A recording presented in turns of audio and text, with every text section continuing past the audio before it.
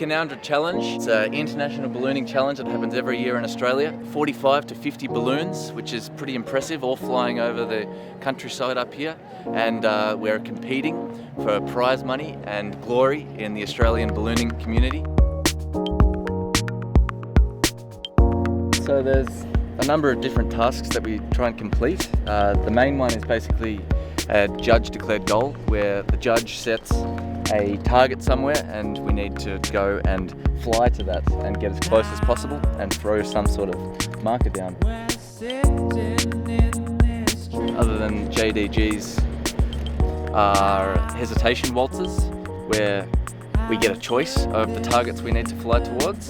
Another one would be a pilot declared goal, where we get to choose anywhere on the map where we can go and try and go towards. Other than that, there's a great deal of 3D tasks that require a little bit more input with the technology that we have on board.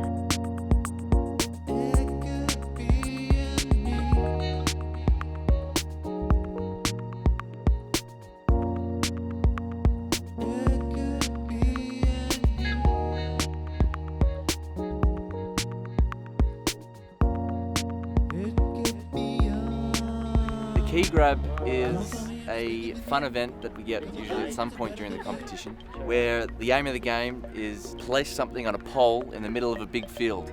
And it's very hard to do because you need to be at the exact point to do it, and so very rarely is it ever actually won. There's usually a big crowd to watch, and it can be quite the spectacle. I'm just trying to think whether we go down that road and go up on top of that there, or a bit of drainage heading down towards the east, and then it's a northerly up high, so hopefully, you know, using the races we can quickly get up into it and then run a bit of drainage in nice and low, and we'll see how we go.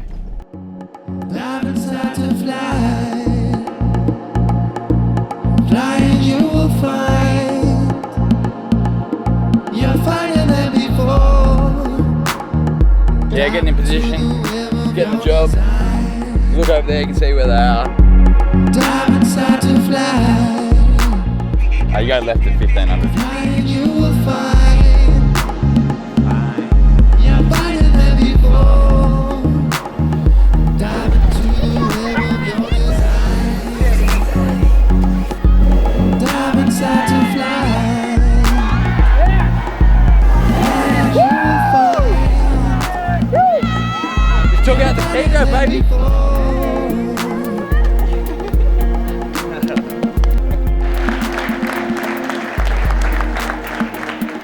Now we've got to get our game face on and go and compete. First competition flight. As long as the team's feeling good. Got a few JDGs, a few maximum double drops, a few 3D tasks. You know, interesting flight, should be a bit of fun. I don't think they're the hardest task set, but you know, I'm not too good with all of my technology, so it'll be a lot tougher for me than some people. But anyway, we'll see how we go.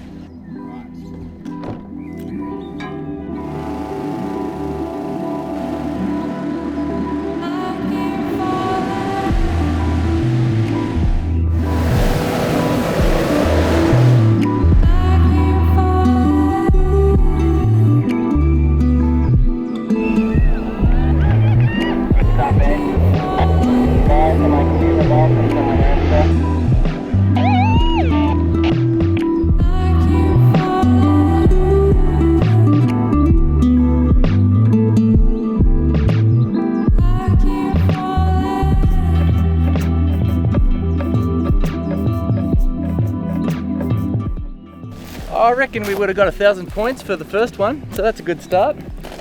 Hasn't been that bad, so I'm going to call that a relatively positive morning. You were good. Competition ballooning.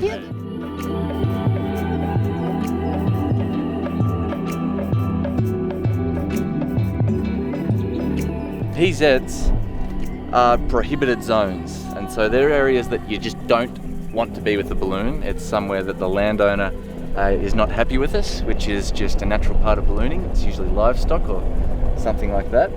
And yeah, so sometimes you just can't land there. Other times we've got to fly over by a certain height, and you can lose competition points if you do that in a competition. As a crew, we go into the briefing with the pilots and we sort of sit next to them while they're given the tasks. We read through, double check what's going on. They'll put their stuff onto the Surface Pro to follow it all, and then we'll just make sure that we're on top of it as well and we know where to go in between each task. And then usually the pilots will sit in the back while we drive out to the first launch area. We set up for them, wait till they're ready to go, green flags drops, and then we start the inflation. Once we've blown it up, then the pilot sets up their technology and off we go.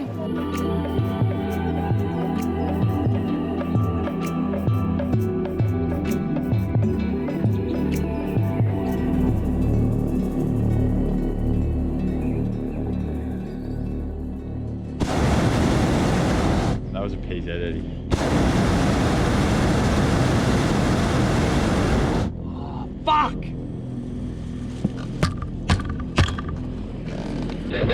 Oh, now we're going to lose points on the launch.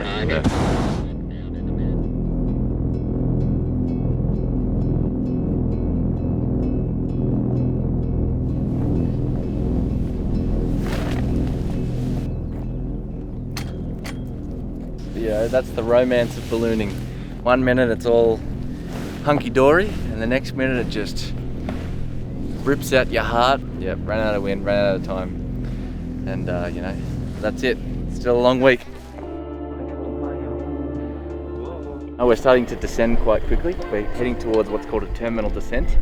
So this is when the balloon starts spinning around and you feel the wind in your face, and then it tends to make the balloon do funny shapes. You can see the side of the balloon starting to cave in. That's pretty normal. Now comes the spin. It can start to rock the basket a bit, so we need to make sure we don't lose any of our equipment over the edge.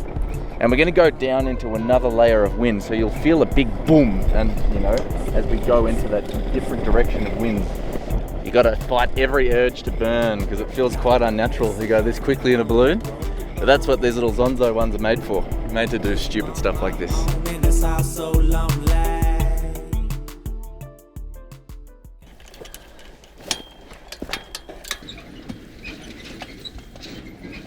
Yesterday's flight was a bit of a disaster.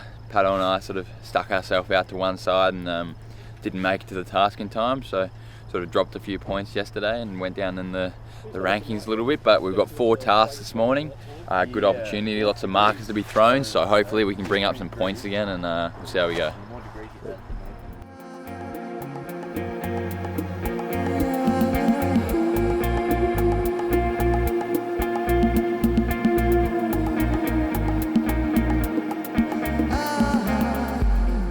That's a really important part for ground crew. We have to get to the next target area to make sure that we can give accurate, up-to-date wind readings and information about that localised area to make sure that the pilots are going to be able to have the right information to get in and actually nail that target. So we blow up a balloon filled with hydrogen. We have different sizes. We have some big ones to shoot up really quickly and get a lot of different readings from different areas in the winds. Otherwise, we will set off a really small balloon that will go up very slowly and get really nice, accurate readings of the different levels on the deck, so that once the pilots come in really close, they know exactly where they're going to go to get closest to the target.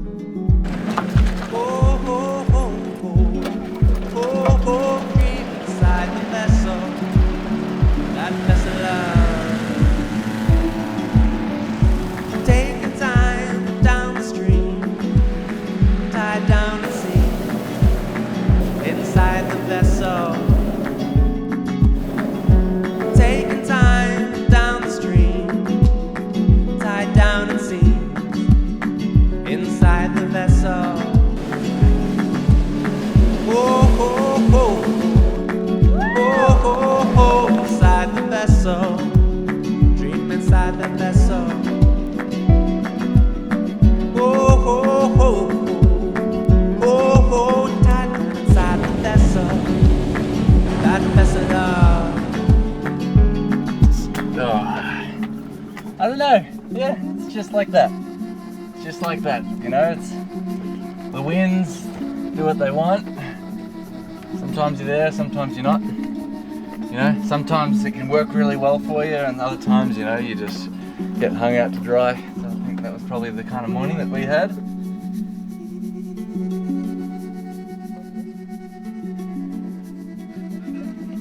I don't think we should hang ourselves too far out to the south, because then we're just gonna have to sit in this low stuff for the whole time, when there is the right and the speed up there. Alright, well, the whole morning would probably get done a bit quicker if we stay a bit further north, and I think there is enough westerly to do it. Oh, dream inside the vessel, that vessel love. Taking time down the stream, tied down it seems, inside the vessel. Taking time down the stream, tied down it seems, inside the vessel.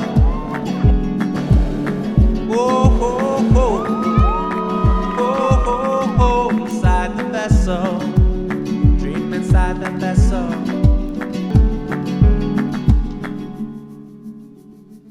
Consistently average again, and in the middle at about 8 or 9. Would you say, Eddie?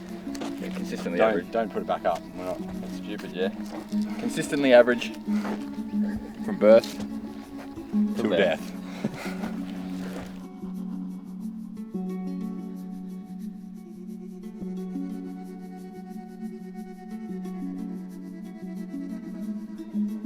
Alrighty, so we're just getting ready to find a launch site for the final flight. We've had a sort of, probably what you'd call an average week. We're probably going to finish roughly around the mid-table. We've got 3 more tasks to do this morning, and it's nice. It's a bit windier this morning, so we've got a bit of movement, so hopefully we can finish off on a high.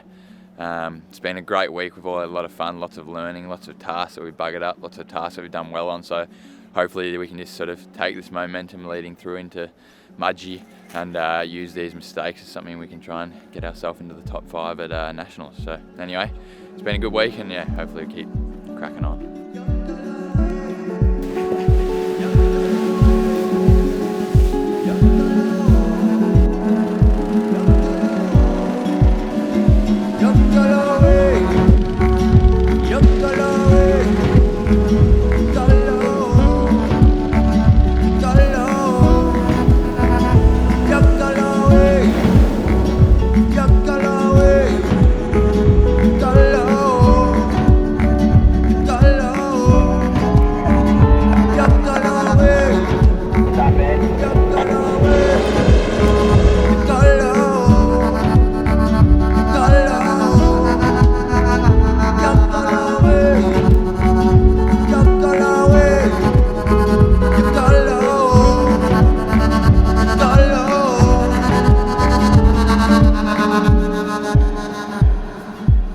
Last flight that we had this morning, and it was very successful, and Eddie and I did well, and we finished in 6th and 7th in the competition, so we're pretty happy with that. It's a good start for Mudgee.